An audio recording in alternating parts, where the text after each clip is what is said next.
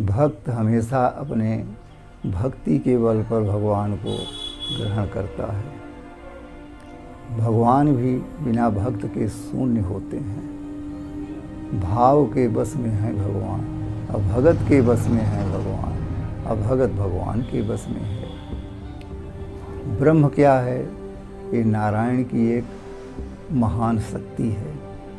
जब भी पृथ्वी पर किसी भी प्रकार का राक्षसीपन या पाप उदय होता है तो नारायण अपना चौथा अंश भेज करके ब्रह्म के रूप में, राम के रूप में, कृष्ण के रूप में, विष्णु के रूप में, शिव के रूप में, ब्रह्म के रूप में भेज करके और उन पापों का उद्धार करते हैं, राक्षसों का नाश करते हैं।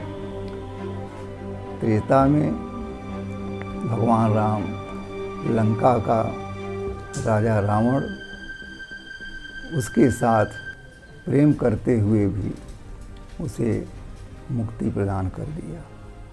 द्वापर में श्री कृष्ण आए तो बहुत से लोगों को मुक्ति दे दिया।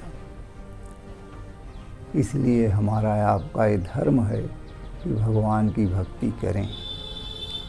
और ब्रह्म जो आता है वो ब्रह्मा विष्णु महेश से सर्वोपरि होता है, और जो अवतार लेकर के ब्रह्म आता है उससे सर्वोपरि पूर्ण ब्रह्म अर्थात नारायण होता है। इसलिए नारायण की भक्ति सर्वोपरि मानी गई है। भगवान कृष्ण भी द्वापर में महाभारत के समय पर अर्जुन से ज्ञान दिया कि देखो अर्जुन, मुझे मत जपो, अगर तुम्हें जपना है तो नारायण का जाप करो, लेकिन मुझे माध्यम बना लो। कृष्ण अपने मुखारविंद से नारायण की पूजा के लिए आवाज़ उठाई थी, न कि वो स्वयं अपनी पूजा कराए। भगवान राम भी नारायण के लिए ही आवेदन किया था कि नारायण की पूजा, नारायण की भक्ति सर्वोपरि है। उन्होंने भक्तों को मार्ग दिखाया कि नारायण जो है संसार का सबसे बड़ा निर्गुण भी है और सगुण भी अवतार लेता है। तुलसीदास जी ने भी कहा है कि निर्गुण और सगुण दो ब्रह्म हैं। लोगों ने पूछा तुलसीदास से कि बताइए निर्गुण बड़ा है कि सगुण?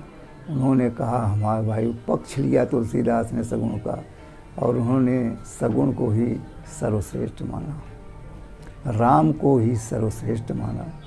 उन्होंने स्वयं कहा तुलसी गोस्वामी दास जी ने कि अपना भला, अपनी भलाई मेरी राम ही से हुई है। मैं राम ही को जानता हूँ और किसी को नहीं जानता।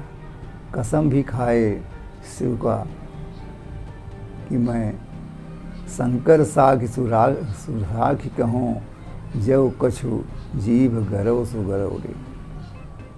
अगर मैं राम के सिवा किसी दूसरे की भक्ति करता हूँ तो मैं शंकर का साक्षी दे करके कहता हूँ कि राम के सिवा मैं किसी की पूजा नहीं करता, न किसी को जानता हूँ।